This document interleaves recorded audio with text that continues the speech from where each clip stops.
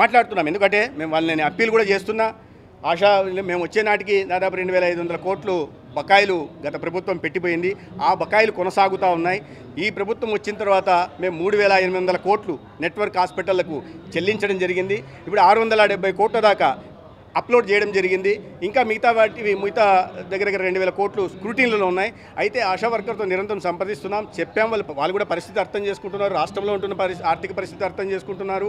వారి పట్ల పేదలకు నిరంతరాయంగా ఎన్టీఆర్ వైద్య సేవ ద్వారా సేవలు అందించాలనే ప్రభుత్వ లక్ష్యాన్ని కూడా వాళ్ళు అర్థం చేసుకుంటున్నారు. కానీ బిల్లులు చెల్లించకుండా ఆసుపత్రులు నడపడం అసాధ్యమన్న విషయం మన అందరికీ తెలుసు. కాబట్టి ఫైనాన్స్ మినిస్టర్తో మాట్లాడడం జరిగింది. ఇటీవల 250 కోట్లు విడుదల చేయించాం. ఇవాళ కూడా ఇప్పుడు నేను ముఖ్యమంత్రి గారి దగ్గరికి వెళ్తున్నాను.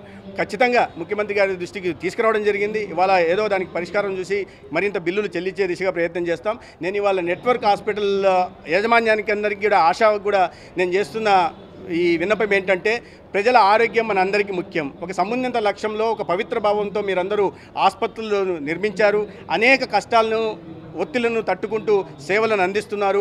ప్రభుత్వం వైపు నుంచి సహకారం అందుతూ ఉంది. అయితే గత ప్రభుత్వం పూర్తిగా ఆరోగ్యాన్ని నిర్లక్ష్యం చేసి పెట్టిపోయిన బకాయిల కారణంగా ఈ ఇబ్బంది పరిస్థితి వచ్చింది. కాబట్టి ఆ బకాయిల్ని చెల్లించడానికి వాళ్ళు మాట్లాడి సామరస్యంగా పరిష్కరిస్తాం. సేవలు ఆపొద్దని చెప్తున్నాం. ఎందుకంటే వాళ్ళ ఇబ్బంది వాళ్ళు మన ప్రభుత్వం దృష్టికి తెస్తున్నారు ఈ ద్వారా.